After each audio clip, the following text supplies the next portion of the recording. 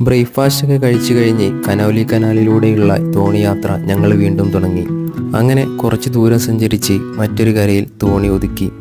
ഇവിടെ ഒരു ചെറിയൊരു കയർ ഫാക്ടറി ഉണ്ട്. ഒരുപാട് കാലങ്ങൾക്ക് മുമ്പുള്ള കയർ ഫാക്ടറിയാണ്. കണ്ടിട്ട് ഈ അടുത്തായിട്ട് പ്രവർത്തനം നിർത്തിവെച്ച പോലെയാണ് തോന്നിയത്. സത്യം പറഞ്ഞാൽ ഈ കാഴ്ചകളൊക്കെ കണ്ടപ്പോൾ എനിക്ക് കുട്ടനാടെത്തിയ ഒരു ഫീലിംഗ് ആയിരുന്നു. ഇവിടെയുള്ള കണ്ടൽ കാടുകളെയും കനാലിനെയും ആശ്രയിച്ച് ഒരുപാട് പക്ഷി ജീവജാലങ്ങൾ ഇവിടെ വസിക്കുന്നുണ്ട്. അതുപോലെ തന്നെ ഈ കനാലിനെ ആശ്രയിച്ച് ഒരുപാട് കുടുംബജീവിതങ്ങളും.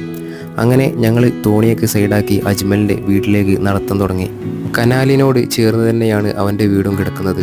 വീടിൻ്റെ മുൻവശത്തായിട്ട് കൂട് കൃഷിക്ക് വേണ്ടിയിട്ടുള്ള കെട്ടൊക്കെ സെറ്റാക്കി വെച്ചിട്ടുണ്ട്. കുറച്ച് മണിക്കൂറുകൾ മാത്രം ഇവിടെ സ്പെൻഡ് ചെയ്തിട്ടുള്ളെങ്കിലും ഒരുപാട് പുതിയ അറിവുകളും പുതിയ കാഴ്ചകളൊക്കെ കണ്ട് മനസ്സ് നിറഞ്ഞിട്ടാണ് ഞങ്ങൾ ഇവിടെ നിന്നും യാത്ര തിരിക്കുന്നത്. അങ്ങനെ അജ്മലിനോട് യാത്ര പറഞ്ഞ് ഞങ്ങൾ അവിടെ നിന്നും ഇറങ്ങി. അപ്പോൾ വീഡിയോ ഇഷ്ടപ്പെട്ടാൽ സബ്സ്ക്രൈബ് ചെയ്യാൻ മറക്കല്ലേ.